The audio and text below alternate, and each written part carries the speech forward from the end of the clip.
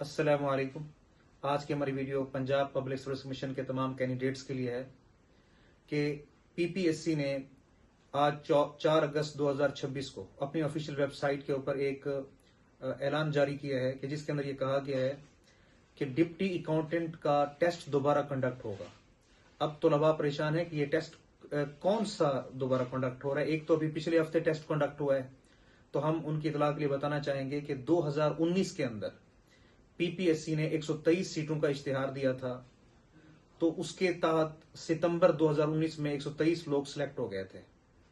उसके बाद उन लोगों ने महकमा खजाना को ज्वाइन किया, यानी उनकी पोस्टिंग डिस्ट्रिक्ट अकाउंट ऑफिस के अंदर हुई थी।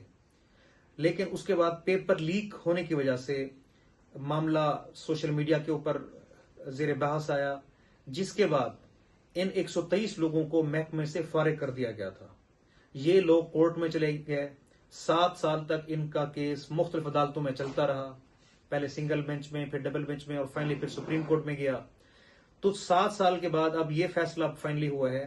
पीपीएससी ने यह फैसला किया है कि इनका टेस्ट अब दोबारा कंडक्ट होगा, लेकिन ये टेस्ट देने के सिर्फ वो लोग अहल होंगे जिन्होंने 2019 के अंदर अप्लाई किया था, यानी ये हक सिर्फ उन लोगों को दिया गया है। तो अब जितने लोगों ने 2019 में अप्लाई किया था, अब उनके लिए मौका है कि वो दोबारा पीपीएससी के इम्तिहान की तैयारी करें और अगले चंद वीक्स के अंदर पीपीएससी ये टेस्ट कंडक्ट करने जा रहा है और 123 लोग दोबारा महकमा खजाना के अंदर सिलेक्ट होंगे।